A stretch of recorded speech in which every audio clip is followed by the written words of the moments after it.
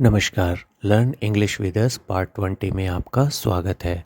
आज हम एक्टिव और passive voice past continuous tense में पढ़ेंगे। सबसे पहले हम पैसिव वॉइस की प्रॉपर्टीज़ को समझते हैं।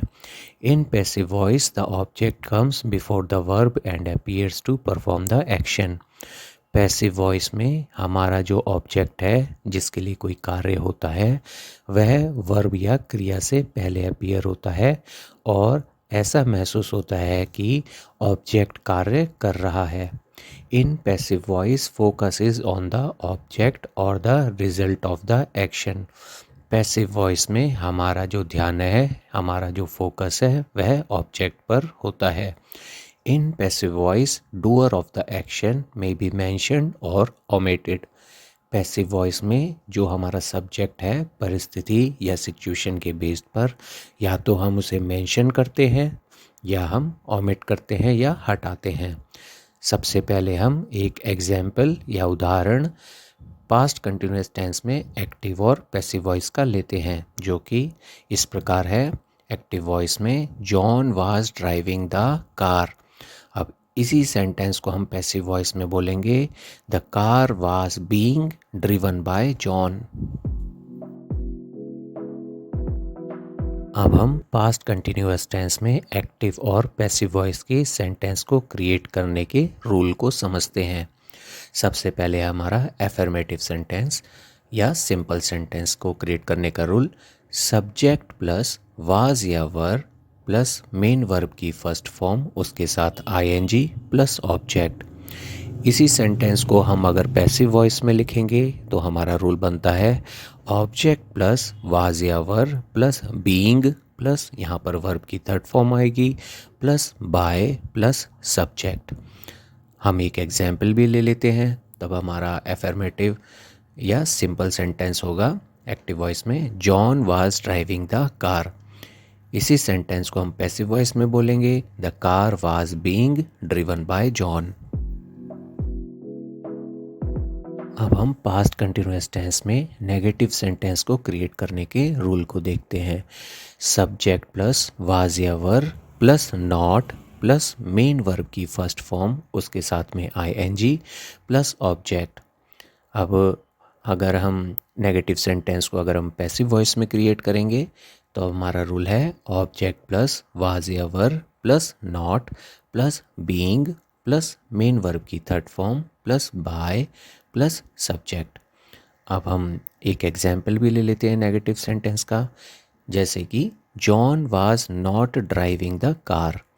अब इसी सेंटेंस को हम पैसिव वॉइस में बोलेंगे the car was not being driven by John. अब हम पास्ट कंटिन्यूअस टेंस में इंटरगेटिव सेंटेंस को क्रिएट करने के रूल को देखते हैं। वो है वाज या were plus subject plus main verb की फर्स्ट फॉर्म उसके साथ में आईएनजी प्लस ऑब्जेक्ट। अब इंटरगेटिव सेंटेंस को हम पैसिव वॉइस में अगर लिखना चाहेंगे तब हमारा रूल होता है वाज या were plus object plus being plus यहाँ पर वर्ब की third form plus by plus subject. WH interrogative sentence का जो हमारा रूल होगा वो भी सेम इंटरोगेटिव सेंटेंस के रूल की तरह ही होगा, बस उसमें WH फैमिली के वर्ड्स पहले आएंगे।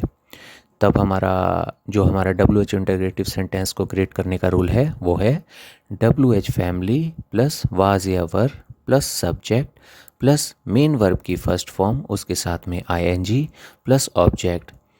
अब WH इंटरोगेटिव सेंटेंस को अगर हम पैसिव वॉइस में बोलेंगे तब हमारा रूल होता है WH फैमिली प्लस वाज या were plus object plus being plus main verb की third form plus by plus subject.